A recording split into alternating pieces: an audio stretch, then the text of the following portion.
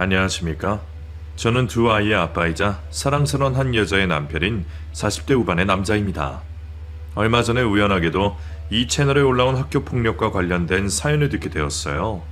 그리고 자연스럽게 제가 겪었던 어찌 보면 영화 같은 일도 떠올랐습니다. 저는 사실 한때 인과응보라는 말을 그리 믿지 않는 편이었어요. 제 직업이 변호사다 보니 이런저런 사건을 맡으면서 부조리한 일들을 많이 경험했거든요. 그리고 불우한 어린 시절을 보내면서 착한 사람에게 항상 행복하고 좋은 일만 생기지 않고 불행한 일만 계속 생기기도 한다는 사실을 뼈저리게 느끼며 살아왔습니다. 하지만 일련의 사건을 통해 지금은 죄를 지은 사람은 어떻게든 벌을 받게 된다고 믿으려고 해요. 제가 이렇게 변하기까지는 오랜 세월과 우연들이 겹쳐서 이뤄지게 되었네요. 학교 폭력은 예전이나 지금이나 변함이 없습니다. 방법이 더 교묘하고 악랄하기도 했고요. 그리고 나쁜 놈들은 하나만 하는 게 아니더라고요. 서론이 조금 길었네요. 그러면 여러분에게 본격적으로 제 이야기 시작해 보겠습니다. 저는 원래 꿈이 변호사는 아니었습니다. 커가면서 제가 살아온 환경 속에서 차츰 변호사의 꿈을 꾸게 되었어요. 저희 어머니는 제가 어릴 때 돌아가셨습니다. 저는 초등학교 저학년 때까지 집에서 동생과 둘이 있는 일이 많았어요.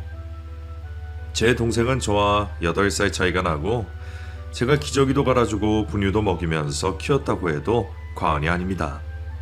저희 부모님은 벽지 도배를 하는 일을 하셨습니다. 지금이야 도배사의 인식이 많이 좋아졌지만 저희 부모님 때만 해도 막노동이라고 사람들이 무시하는 경향이 있었어요. 직업에 귀천이 없는데 말이에요. 하지만 저는 저희 부모님을 단 한 번도 창피하게 생각한 적이 없습니다. 항상 저에게는 자랑스러운 분들이었어요. 윤재야, 동생 보느라 힘들었지? 엄마가 분유 타는 법만 가르쳐주고 일하러 나가서 미안해. 아니에요. 윤희가 착해서 울지도 않고 잘 웃어서 좋아요. 너무 귀여워. 그래? 그렇게 생각해주니 더 고맙네. 엄마 아빠가 일할 때마다 우리 윤재가 동생 잘 봐줘서 너무 대견하고 안심이 되는 거 알지? 조금만 참으면 엄마가 우리 윤재 호강시켜줄게. 오늘 우리 윤재가 좋아하는 알사탕 사왔어. 먹을래? 우와, 사탕. 내일 친구들이랑 나눠 먹어야지.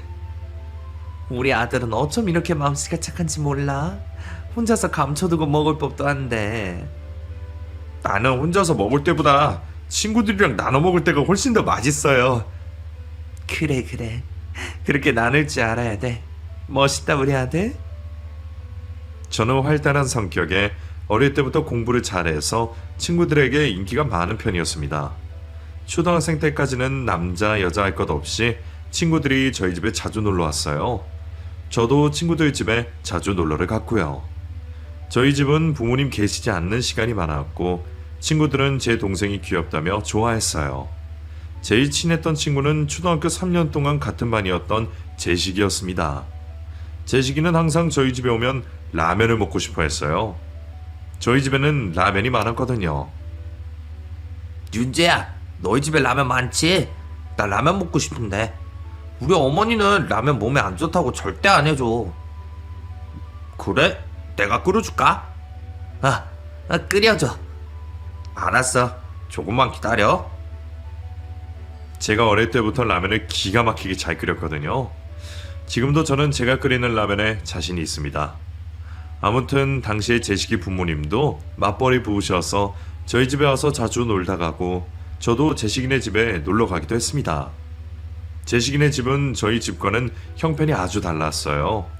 어마어마하게 큰 평수의 아파트에 가사 일을 도와주는 분까지 두고 있었습니다. 초등학교 저학년 때까지만 해도 재식이는 저와 같이 1, 2등을 다툴 만큼 공부도 잘했어요. 그리고 방 2개짜리에 다세대 주택 지하인 저희 집에 와도 본인의 크고 쾌적한 집과 비교도 하지 않았습니다. 그때까지는 순수했던 것 같네요. 재식이네 집에 놀러가면 제가 해보지 못한 게임기도 있었고 비디오 테이프를 볼 수도 있어서 어린 저는 마냥 신기했습니다. 우와, 재식아, 너희 집에는 없는 게 없다. 이거 한번 해봐도 돼? 당연하지. 너니까 시켜주는 거야. 마음껏 해. 나는 너무 많이 해서 질렸어. 어떻게 집에서 게임을 할 수가 있냐? 오락실 안 가도 되다니. 진짜 신기해. 신기하긴. 내일은 너희 집 가서 라면 먹자. 그래, 내가 맛있게 끓여줄게. 그날 늦게까지 제식이네 집에서 놀다가 처음으로 제식이네 부모님을 뵙게 되었습니다. 오시자마자 야단을 치시더라고요. 야, 한채씨, 너 학원 안 갔어? 얘는 누구야? 안녕하세요. 저 재식이랑 같은 반 친구 박윤재예요. 박윤재? 네가 우리 아들 제치고 1등하는 박윤재구나. 근데 얘가 뭐 이렇게 후줄근하게 생겼어?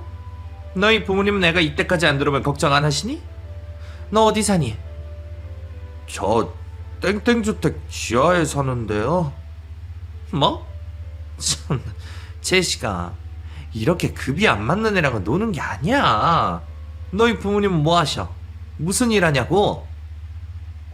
저는 그때 살면서 처음으로 가난에 대한 편견을 느끼게 되었습니다. 항상 당당했던 저는 제식이 어머니의 물음에 대답을 하지 못하겠더라고요. 뭐 하시냐고? 하긴 그런 구질구질한 데서 사는 애 물어보나 많았지. 너 얼른 집에 가라. 제식이 넌 오늘 혼날 각오해. 그 말에 제식이가 울면서 말했습니다. 엄마 왜 그래? 제시가 가지마. 제식이 부모님은 제식이에게 매를 드는 모양이었어요. 크기별로 다양한 회초리들을 주르륵 가지고 와서 하나를 고르라고 하더라고요. 아줌마, 제식이 때리지 마세요. 넌 헛소리 말고 얼른 가기나 해. 꺼져. 저더러 빨리 집으로 가라고 소리를 질렀어요. 그래서 저는 하는 수 없이 그 집을 빠져나와야 했습니다. 그리고 그날 이후로 제식이와는 대면대면한 사이가 되었어요. 그때가 제가 초등학교 4학년 겨울방학을 앞두고 있었을 때였습니다. 겨울방학 이후 5학년 때부터는 제식이와 저는 다른 반으로 갈라져서 서로 복도에서 마주쳐도 본체에 많지 않은 사이가 되었어요. 저도 제식이 부모님을 만난 이후로 어린 마음에 상처를 받아서 그 후로 제식이를 보면 모르는 채 하게 되었습니다. 초등학교 때는 제가 공부를 잘하고 운동도 잘하는 편이라서 인기가 좋았어요. 그런데 제식이가 틀어진 이후로 저희 부모님과 관련된 안 좋은 소문이 돌기 시작했습니다. 여느 때와 다름없이 도시락을 꺼내서 친구들과 밥을 먹고 있었어요. 부모님이 지방으로 도배를 하러 가시면 어머니가 도시락을 싸주지 못하실 때가 많았거든요. 저는 지어놓고 가신 밥에 밥을 푸고 계란 후라이를 직접 해서 밥 위에 얹어갈 때가 많았습니다. 그런데 제 밥을 보고 같은 반 친구 중 한 명이 비웃었어요. 그리고 말했습니다. 제식이 부모님 노가다인데 그리고 제식이 어머니 도망갔대? 아빠가 때려서. 야, 그래서 너 맨날 어머니가 밥 안 싸주는 거지? 반찬도 없고 이게 뭐냐? 너랑 밥 먹기 싫어. 그런 유언비어가 왜 퍼지게 된 건지 저는 너무 화가 났습니다. 우리 부모님 이혼 안 했어. 어머니 도망 안 갔다고. 너 그런 소문 누구한테 들었어? 그런 거짓말 누가 있냐고. 제식이가 그러던데 너희 엄마 아빠 아주 질 나쁜 사람들이라고. 너희 집은 완전 거지 같다고. 나랑 놀지 말라던데? 뭐라고? 제식이가 그랬다고?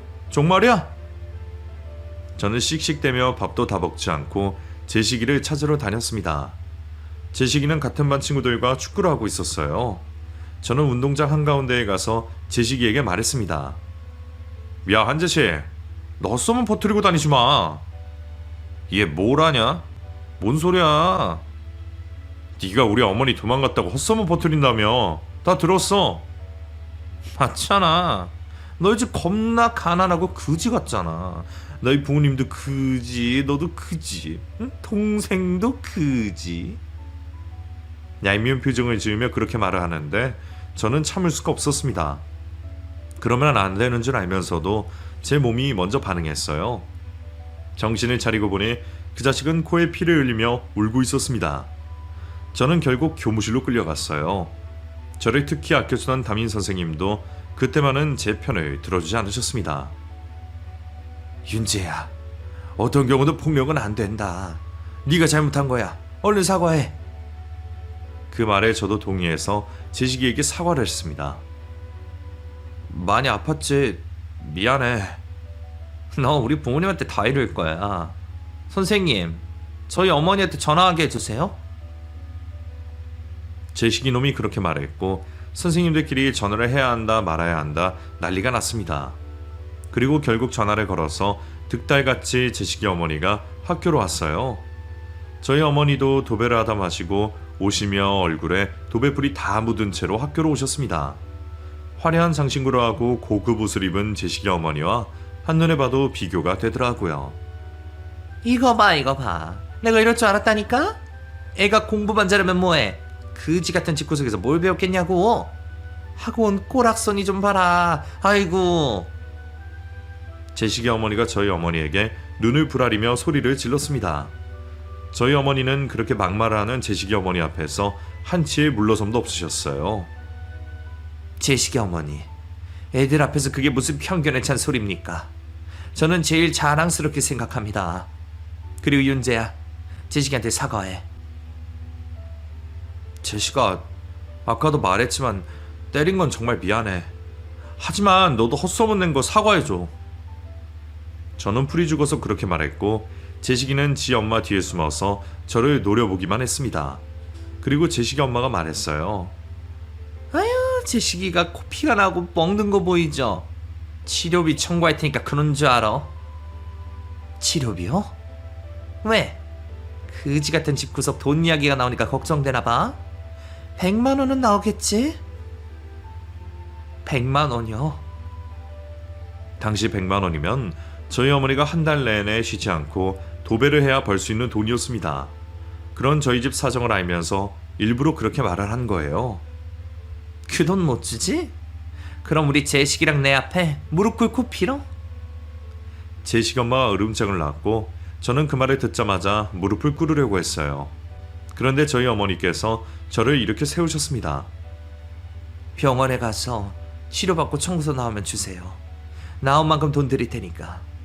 선생님들, 시끄럽게 해서 죄송합니다. 저희는 이만 가볼게요. 윤재야, 가자. 저는 저희 어머니의 그런 당당한 태도에 깊은 저는 감동을 받았습니다. 주눅 들었던 제 마음도 말끔히 사라지는 기분이었어요. 집으로 돌아가며 저는 신이 나서 말했습니다. 엄마, 우리 엄마 진짜 멋있어. 엄마가 최고예요. 제식아, 돈이 세상에서 전부가 아니야. 제식이 엄마가 하는 말 마음에 담아두지 말자. 그리고 아무리 이상한 헛소문을 퍼뜨리고 다녀도 폭력은 절대 안 돼. 알았지? 알겠어요. 이젠 무슨 일이 있어도 절대 누구도 안 때릴 거예요. 그래, 엄마는 우리 윤재 믿어. 그날 이후로 저는 정말 한 번도 폭력을 쓴 적이 없습니다. 제식이는 그 일이 있고 나서 얼마 후에 저에게 병원비 청구서를 내밀었습니다. 야, 이거 우리 엄마가 너한테 주래. 70만 원 나왔어. 이틀 내로 받아오라고 했어. 이거 줄 돈은 있냐? 70만 원? 그렇게 많이 나왔다고? 보면 알 거 아냐. 어떻게든 받아오라고 했어. 그지들 같은 게. 제식이놈은 그렇게 말하며 제 얼굴에 침을 뱉고 사라졌어요. 너무 굴욕적이었습니다. 그리고 그 진료비를 저희 부모님에게 드리기도 죄송스러웠어요. 그날 하교를 하고 집으로 돌아가서 밤새 일을 하고 쉬고 계시던 어머니에게 제식이가 준 병원 진료비를 우물쭈물 드렸습니다. 엄마, 이거 내일 모레까지 가져오래요. 죄송해요. 괜찮아. 내일 모레? 내일 엄마랑 아빠랑 지방에 도배하러 갈 거야. 모아놓은 돈이랑 그날 받을 이당하고 하면 그거 주고도 남아. 아무 걱정하지 마. 알았지? 네. 엄마 아빠 내일 새벽에 나가. 윤희는 유아원 보내고 갈 거야. 학교 갔다 오면 밥 잘 챙겨 먹고 있어. 내일 밤에 올 거야. 그게 어머니와의 마지막 대화였습니다. 그 다음날 새벽에 저희 부모님은 작은 소형차를 몰고 고속도로에 들어섰다가 사고를 당하셨어요. 어머니는 그 자리에서 바로 즉사를 하셨고 아버지는 다리 한쪽이 무릎 아래로 절단해야 했습니다. 아버지가 입원을 하고 계셔서 저희 어머니는 장례식도 제대로 치르지 못했습니다. 저는 모든 상황이 비현실적으로 느껴져서 눈물도 나오지 않았어요. 그렇게 일주일간 학교를 못 가다가 오랜만에 학교에 갔는데 그 전과는 전혀 다른 시선이 느껴졌습니다. 그리고 제식이 그놈이 득달같이 저를 찾아와서 말했어요. 야, 돈 내놔. 우리 엄마가 이자까지 쳐서 100만 원으로 받아오래. 그 말을 듣고 저는 정말 악마가 따로 없다는 생각이 들었습니다. 저희 부모님의 소식을 들어서 알 텐데 어떻게 끝끝내 돈을 받으러 올 생각을 하는지.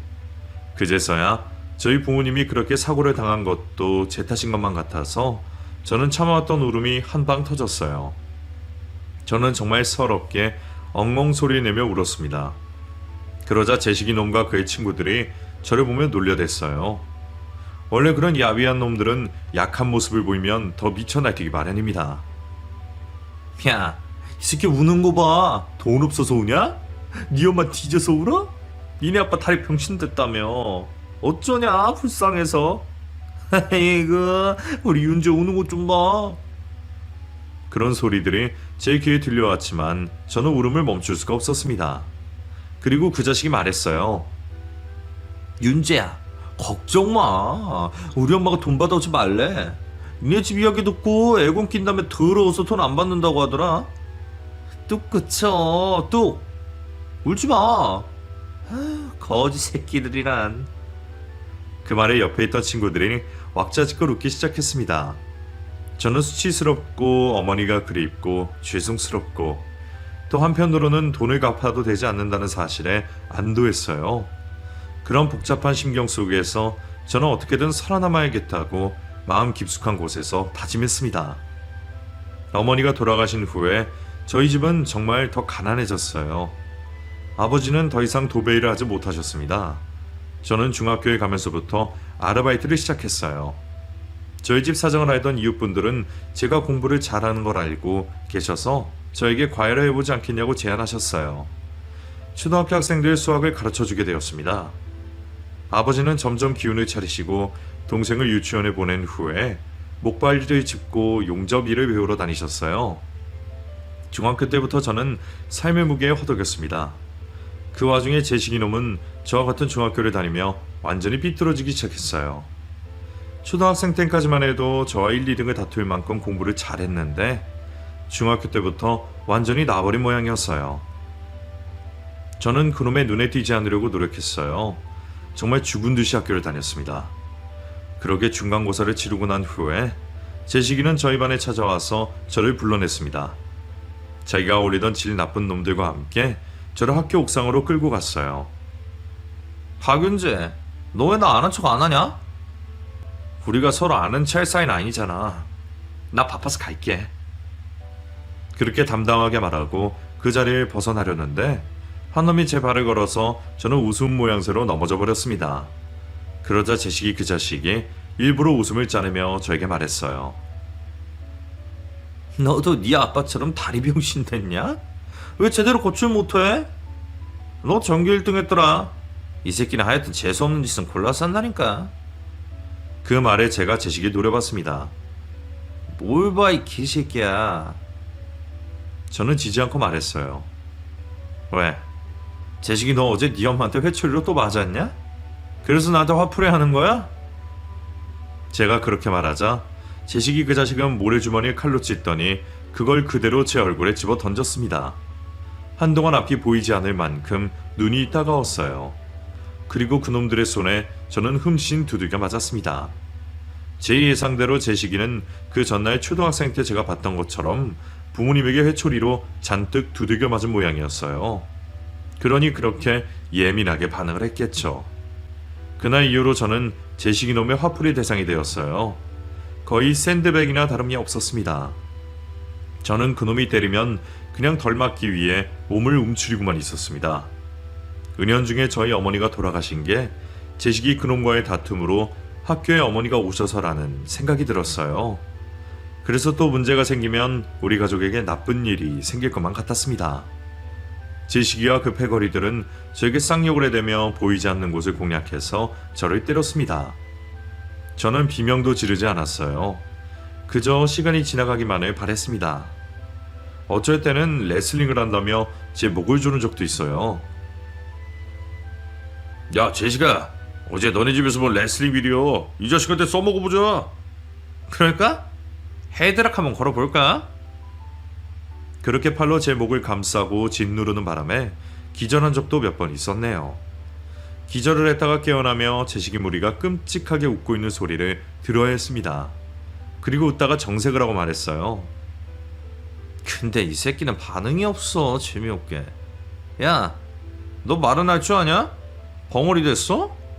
너도 병신 된 거야? 그에 비해 그 자식이네. 그런 말을 들어도 저는 아무런 반응을 하지 않았습니다. 그러자 점점 저를 괴롭히는 횟수가 줄어들더라고요. 재미가 없었던 모양이에요. 그리고 다른 놈을 희생양으로 삼아서 괴롭히기 시작했습니다. 그 친구도 저처럼 가난했고 공부를 잘하지는 못하는 친구였어요. 그 친구를 심하게 괴롭히다가 그 친구가 병원에 실려간 적이 있습니다. 그때 저는 그놈들의 실체를 학교에 다 까발렸어요. 그 친구만 당한 게 아니라는 걸 선생님들께 말했지만 아무 소용이 없었습니다. 그때부터 저는 변호사의 꿈을 키우기 시작했어요. 세상에 억울한 사람들을 변론해주는 변호사가 되고 싶다고 막연히 생각하게 되었습니다. 그렇게 끔찍한 중학교 생활을 버틴 후에 저는 인문계 고등학교에 입학하게 되었어요. 다행히 제식이 놈과는 다른 학교로 배정을 받아서 더 이상 그놈 얼굴을 볼 일이 없었습니다. 제 여동생은 초등학교 저학년이었고 저는 동생은 그런 학교 폭력이나 부주의한 사회를 경험하게 하고 싶지 않았어요. 윤이야, 학교 친구들이랑 잘 지내고 있어? 응. 오빠, 친구들이랑 잘 지내. 혹시라도 괴롭히는 애들 있으면 혼자 끙끙 앓지 말고 오빠한테 다 말해야 된다. 안 괴롭혀. 우리 다 사이좋게 지내. 기래. 혹시나 해서 하는 소리야. 저는 동생이 저처럼 혼자서 앓다가 속이 골마 터지는 일이 생기지 않길 바랬습니다. 다행히 동생은 저 같은 경험을 하지는 않았어요. 아버지는 용접 일을 열심히 하셨고 저희 집은 예전처럼 어느 정도 안정을 되찾았어요. 그리고 저는 정말 몸을 아끼지 않고 열심히 공부를 했습니다. 덕분에 전교 1등을 놓친 적은 단 한 번도 없었네요. 고등학교 때 제시기의 소식을 들은 적이 있습니다. 결국에는 학교 폭력이 심해져서 선생님들도 감싸주기 어려워졌고 다른 지역으로 강제 전학을 갔다고 했어요. 소년원에 들어가도 이상하지 않을 만큼 나쁜 짓을 많이 한 놈인데 강제 전학이면 정말 빽이 있기 때문에 그렇게 된 거라고 밖에는 설명할 수 없었습니다. 무전유죄, 유전무죄라고 하잖아요. 저는 세상을 완전히 바꾸고 싶었어요. 그렇게 고등학교 졸업했지만 저는 가정 형편상 대학에 갈 수 없었습니다. 아버지는 빚을 내서라도 대학에 보내주겠다고 했지만 저는 사법고시라는 목표가 있었기에 그 돈으로 책이나 사주시라고 했어요. 윤재야, 아빠가 어떻게 해서든 너 대학은 보낼 거야. 서울에 가고도 남을 놈이 왜 대학을 안 간다고 해? 아빠, 저는 대학 안 가도 돼요. 저 사법고시만 패스하면 바로 변호사 될 거예요. 문제집이랑 책이나 사주세요. 그래도 윤재야. 아버지, 저 정말 괜찮아요. 저는 고등학교를 졸업하고 정말 코피가 나면 코에 휴지를 꽂아 놓고 하루에 잠 4시간씩 자면서 열심히 공부를 했습니다. 몸이 편찮으신 아버지의 부담을 덜어드리기 위해서 일도 해야 했어요. 그리고 동생 공부도 봐줬습니다. 그렇게 제 주변 환경 핑계대지 않고 열심히 공부를 한 끝에 저는 25이 되어서 결국에 사법고시에 패스하게 되었습니다. 정말 꿈만 같았어요. 2년간 사법연수원에서 열심히 지낸 후에 27부터 저는 변호사로 일을 시작했습니다. 주위에 같은 사법연수원 동기들은 유명한 로펌에 들어가서 일을 하기도 하고 자기 사무실을 차리는 녀석들도 있었어요. 저는 돈을 보고 일하기보다는 사회적으로 약한 사람들을 변호해주는 인권 변호사가 되고 싶었습니다. 그래서 제 선배 인권 변호사분의 사무실에 들어가서 일을 시작했어요. 선배분은 저를 보고 말씀하셨어요. 야, 너는 돈도 안 되는 우리 사무실에 왜 들어오려고 하냐? 돈 되는 일을 해. 선배님도 하시는데 제가 왜 못해요? 저는 돈보다 정의가 우선입니다. 윤재야, 만만치 않을 거야. 사실 네가 우리 사무실에서 일하겠다고 해서 내가 얼마나 기쁜지 모른다? 다들 돈만 쫓느라 양심에 가책도 없이 부자들 나쁜 놈들 변호해주고 사는데 고마워. 고맙긴요. 제 꿈을 펼치게 해주셔서 제가 더 감사하죠. 저는 본격적으로 사건 의뢰를 받기 시작하면서 정말 억울한 일을 당한 분들을 많이 봤습니다. 공사장에서 일을 하다가 다쳤는데도 산업재해를 인정받지 못해서 보상금도 받지 못하는 피해자부터 시작해서 정말 다양한 곳에서 억울한 피해를 당한 분들을 많이 만났습니다. 저희 변호사 사무실이 사회적 약자 편에 선다는 사실을 많이들 알고 계셔서 억울한 일을 당하고 돈이 없는 많은 분들이 저희 사무실에 와주셨어요. 저는 최선을 다해 변론을 했지만 사회의 거대한 벽에 부딪혀 무너질 때도 많았습니다. 저를 믿고 사건을 맡겨준 분들에게 그럴 때마다 너무 죄송했어요. 그래도 그분들은 끝까지 싸워준 저를 위로해 주셨습니다. 그래도 변호사님 덕분에 세상 살림을 얻었어요.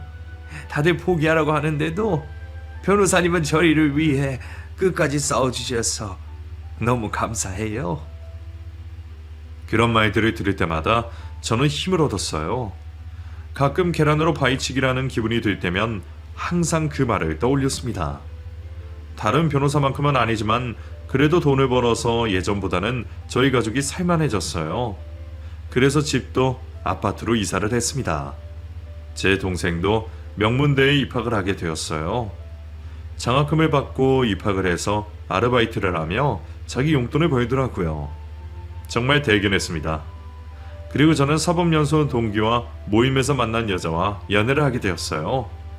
동갑인 그 친구도 저와 가치관이 같아서 말이 잘 통하고 만나면 아무것도 안 했는데 미소가 지어지더라고요.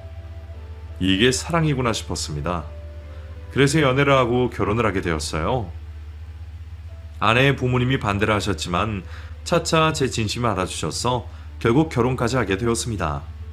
사실 제가 경제적으로 많이 부족하긴 했지만 저만큼 아내를 사랑해줄 사람은 없다고 자신할 수 있었어요. 그렇게 결혼을 하고 아이까지 낳고 잘 살던 30대 후반 무렵이었습니다. 60대로 보이는 마른 체격의 한 노인분이 저희 변호사 사무실로 찾아오셨어요. 제가 참다 더는 못 참아서 왔습니다. 직장을 차려도 어쩔 수 없다는 절박한 심정으로 왔어요. 그냥 무작정 오긴 했는데 제가 돈이 없어서. 그분은 다짜고짜 그렇게 말씀하셨습니다. 그리고 어느 고급 아파트에서 경비원으로 일을 하시면서 한 주민에게 지속적으로 폭력을 당했다고 말씀하셨어요. 그놈이 술에 취한 건지 약에 취한 건지 저만 보면 못 잡아먹어서 안달이었어요. CCTV가 보이지 않는 곳에 끌고 가서 저를 쥐잡듯이 잡기도 했습니다. 아휴, 힘드셨겠어요. 혹시 병원 진단서랑 폭력을 입증해줄 사람들이 있나요? 주민들이 많이 봤어요. 제가 갈비뼈에 금이 가서 병원에 입원을 했다가 퇴원하고 온 거거든요. CCTV가 찍힌 것도 있습니다. 한번 보실래요? 그분은 따님이 USB에 담아준 영상을 저에게 내밀었어요. 그리고 저는 그 영상을 보자마자 제 눈을 의심했습니다. 살이 많이 찌고 나이가 들긴 했지만 한눈에 그놈을 알아볼 수 있었어요. 초등학교 때부터 중학교 때까지 저를 괴롭힌 한재식, 그 자식이었습니다. 혹시 가해자 이름이 한재식 맞나요? 어떻게 아셨어요? 그놈 정말 인간의 탈을 쓴 악마예요. 제발 좀 처벌해 주세요. 부탁드립니다. 그분은 그렇게 말씀하시며 닭똥 같은 눈물을 뚝뚝 흘리셨어요. 나이가 들어도 약자를 괴롭히는 버릇을 못 고쳤구나 싶은 생각도 들고 예전에 제가 어려운 시기에 꾹꾹 참으며 당했던 폭력의 기억들이 떠올라서 괴로웠습니다. 그리고 저는 그놈을 어떻게든 엄벌에 처하리라 다짐을 했어요. 어르신, 걱정하지 마세요. 제가 이놈 죄가 단단히 치르게 할게요. 수임료 걱정은 하지 마세요. 제가 돈 안 받고 변호해 드릴게요. 아휴, 그래도 돈을 안 받고 어떻게 일을 하시려고. 제가 어떻게든 마련할게요. 아닙니다. 정말 괜찮아요. 나쁜 짓을 한 놈은 그에 합당한 벌을 받아야죠. 돈 걱정하지 마세요. 돈 안 받는다고 일 제대로 처리 안 할 거라는 걱정도 마시고요. 저 어느 때보다 최선을 다할 겁니다. 그리고 그분이 겪은 일들을 들으면서 그 자식이 얼마나 더 비열해졌는지 알 수 있었습니다. 경비실에 둔 택배를 본인 집 앞까지 가져다 놔두지 않았다며 때리기도 하고, 엘리베이터 수리를 해서 계단을 걸어 올라가야 했다며 말도 안 되는 이유로 폭행을 했던 겁니다. 제정신이라면 자기 아버지뻘 되는 분에게 그렇게 함부로 대할 수가 있었을까요? 듣는 내내 그분의 고통이 그대로 전해져서 괴로웠습니다. 저도 당해봐서 아닐까요? 저는 그냥 저만 참으면 될 줄 알았어요. 근데 제가 죽겠더라고요. 그 어르신은 어린 날의 저처럼 더 큰 피해를 당할까봐 끝까지 참으셨다고 했어요. 하지만 스스로 목숨을 끊을 생각까지 들 정도로 괴로워지시자 지푸라기라도 잡는 심정으로 저를 찾아올 결심을 했다고 하셨습니다. 인터넷 뉴스에서 박윤재 변호사님이 인권 변호사라고 실린 걸 본 적이 있어요. 그래서 찾아왔어요. 정말 죽기 전에 찾아온 거예요. 잘하셨어요, 어르신. 정말 잘하셨어요. 앞으로는 그런 생각 마시고 저만 믿으세요. 고마워요. 어르신은 그놈에 대해 더 말씀을 해주셨습니다. 뭔가에 항상 취해서 비틀대거나 미친놈처럼 웃기도 하고 제정신이 아니었다고 했어요. 그 자식은 이미 경찰서에 수감된 상태였습니다. 알고 보니 마약에 취해서 동네 주민들의 차 사이드미러를 다 부수고 다녔더라고요. 저는 그날 이후로 그 아파트에 찾아갔어요. 그리고 수소문을 하니 주민들도 그 자식의 행패에 피해를 입었고 경비원분을 위해 탄원서를 써주겠다고 말했습니다. 또한 마약 밀수에 투약까지 했다고 하더라고요. 하여튼 제정신이 아닌 놈이었습니다. 망가질 대로 망가진 그 자식의 면상을 앞에서 볼 생각에 저는 더 열심히 증거를 모으고 재판 준비를 했습니다. 살면서 어릴 때의 기억을 잊었다고 생각했는데 재판을 준비하면서 제 고통스러웠던 어린 시절의 기억이 고스란히 느껴져서 괴롭더라고요. 그리고 첫 번째 공판에서 결국 그놈의 얼굴을 마주하게 되었네요. 제가 피해자분 옆에 서 있는 모습을 보고 수감복을 입고 나타나는 그 자식의 눈이 휘둥그레졌습니다. 저를 보자마자 재판장이란 사실을 잊은 건지 제 이름을 크게 외쳤어요. 야, 윤재야, 너 박윤재 맞지? 어떻게 여기서 만나냐? 윤재야, 너 억울해. 그렇게 비굴하게 말하고 있는 그 자식을 보며 저는 피식 웃음이 나왔습니다.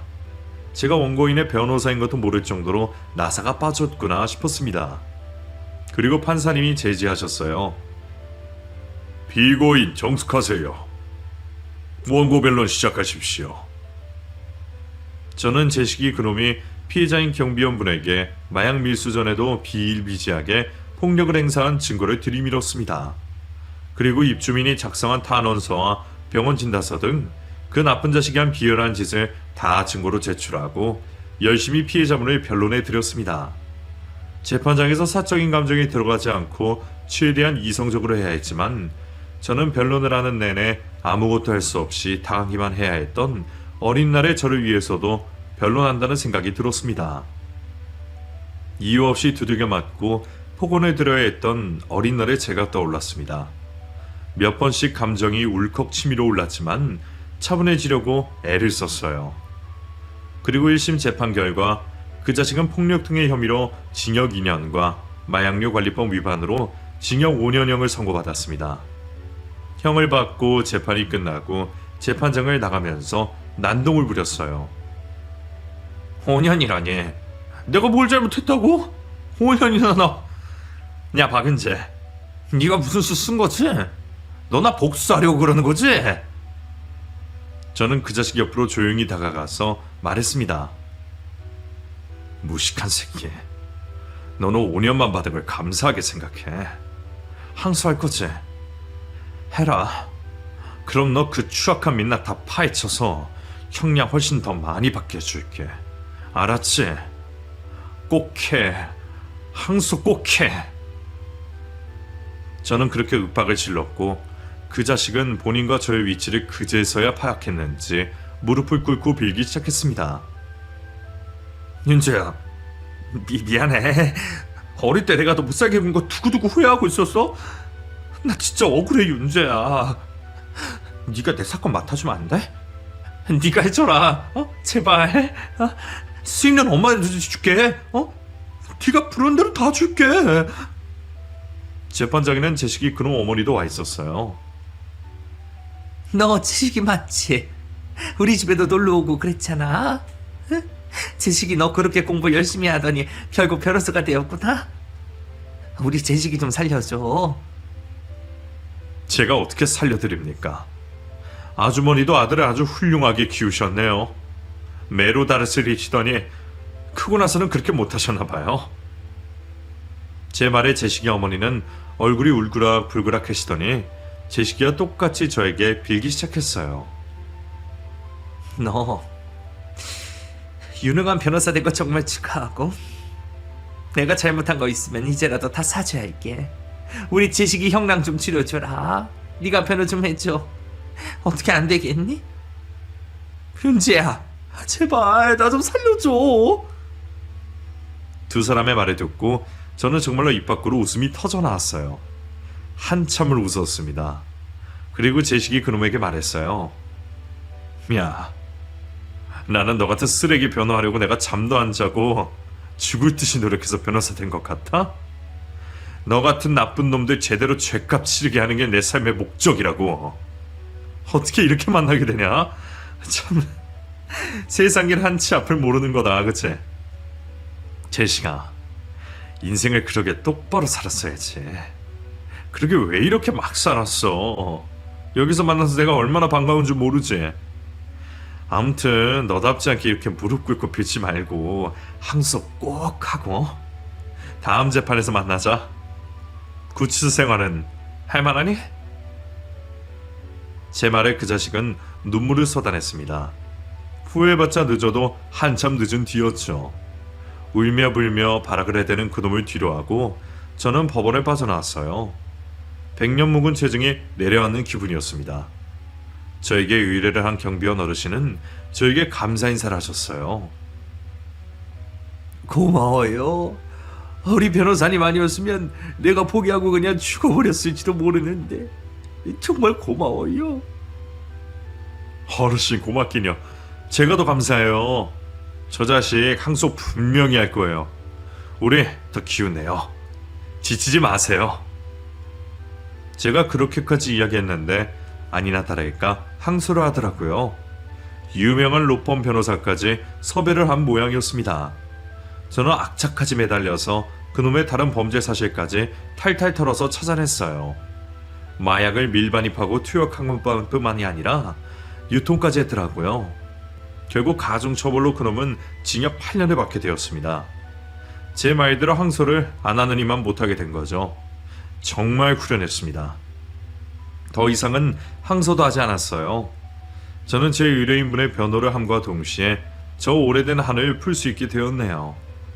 그 자식이 그렇게 나쁜 짓을 하고 살다 보니 돌아 저를 만나게 된 게 아직도 정말 신기합니다. 운명이라는 걸 잘 믿지는 않는 사람인데 지금은 어느 정도 어떤 사람의 인연에 대해서 믿게 되었어요. 인연이든 악연이든 한번 얽힌 관계는 어떻게든 매듭을 짓게 되는 모양입니다. 당시 경비원분은 다시 일터로 돌아가서 일을 하셨어요. 요즘도 경비원을 노예처럼 생각하며 갑질하는 인성이 파탄난 사람들이 많더라고요. 몇 년 전에는 자살한 경비원분도 있었고 최근에는 경비실에 에어컨을 틀지 못하게 하는 입주민에 대한 기사들도 접했어요. 그걸 보면서 변하지 않는 세상의 추악한 모습에 한숨이 나오기도 했네요. 사람은 모두 평등하게 존중받아야 할 권리가 있습니다. 죄를 지으면 그에 합당한 죄값을 치러야 하고요. 말할 필요도 없는 이런 자연스러운 이치가 통하는 세상이 되었으면 좋겠습니다. 제식이 그놈은 1, 2년 전에 출소를 했을 거예요. 그 부유한 집도 쫄딱 망했다는 소식도 들었습니다. 그럴 리가 있을지 모르겠지만 만에 하나 제식이 그놈이 제가 보낸 사연을 듣게 된다면 한마디 하고 싶은데 해도 될까요? 제식아, 교도소에서 생활하면서 네가 산 인생에 대해서 다시 되돌아보고 반성하는 시간을 갖고 나왔길 바란다. 네가 조금 돈이 많다고 약자를 괴롭혀도 되는 권한이 주어지는 건 아니야. 알지? 또다시 그런 범죄를 저지르면 너는 나랑 다시 법원에서 마주치게 될 거고 또 교도소에 들어가겠지. 한 번이 어렵지 두 번, 세 번은 쉬운 일이니까. 앞으로의 네 삶은 네가 선택하는 거다. 정신 차리고 살아라. 오늘 여기에 사연을 보내기 위해서 제 지난 날을 다 털어내니 정말로 제 속에 남은 찌꺼기들도 다 쓸려나가는 것처럼 후련한 기분이 듭니다. 이런 사연 채널이 있어서 정말 다행이네요. 어디 가서 제가 제 이야기를 이렇게 할 수가 있겠어요. 정말 감사합니다. 들어주신 여러분들도 감사하고요. 저는 앞으로도 약자의 편에 서서 그들을 위해 일하는 일꾼으로 열심히 살아가겠습니다. 여러분, 날이 많이 더운데 항상 건강 조심하시고요. 좋은 일들만 가득하시기를 바랄게요. 그럼 저는 이만 물러가겠습니다.